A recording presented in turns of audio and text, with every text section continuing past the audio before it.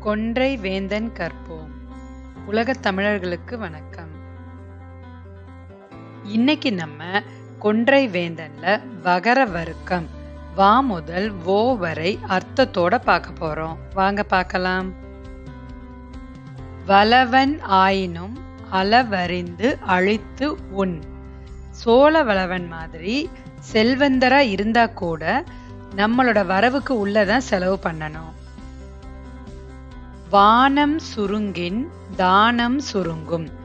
மழை வர்றது குறைஞ்சு போச்சு அப்படின்னா, இல்ல மழையே வராம போயிடுச்சு அப்படின்னா பல தான தர்மங்கள் செய்ய முடியாது, குறைஞ்சு போயிடும். ஏன்னா மழை வந்தாதான் விவசாயம் பெருகும், பயிர்கள் விளையும், அதன் மூலமா செய்யக்கூடிய நிறைய தான தர்மங்களை செய்ய முடியும். விருந்து இல்லோர்க்கில்லை பொருந்திய ஒழுக்கம். விருந்தினரை வீட்டுக்கு வர்றவங்களை சரியா உபசரிக்க தெரியாத வீட்டுல இருக்கக்கூடியவங்களுக்கு தேவையான ஒழுக்கம் அப்படிங்கிறது இருக்காது.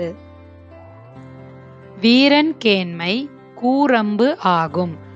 வீரனோட வச்சிருக்கக்கூடிய நட்பு எப்பவுமே நம்ம கையில ஒரு கூர்மையான அம்பு வச்சிருக்கிறதுக்கு சமமாகும். உறவோர் என் கை இரவாது இருத்தல்.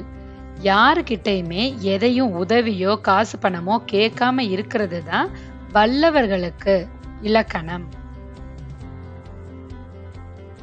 ஊக்கம் உடைமை ஆக்கத்திற்கு அழகு.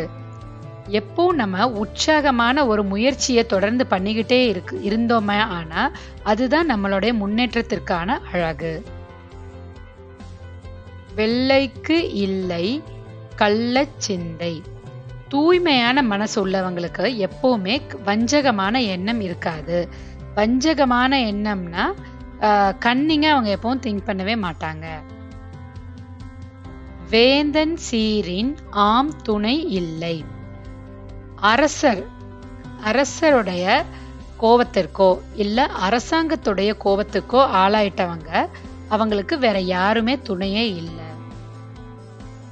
வைகள் தோறும் தெய்வம் தொழு. தினமும் காலையில எந்திரிச்சு தெய்வத்தை வணங்கணும்.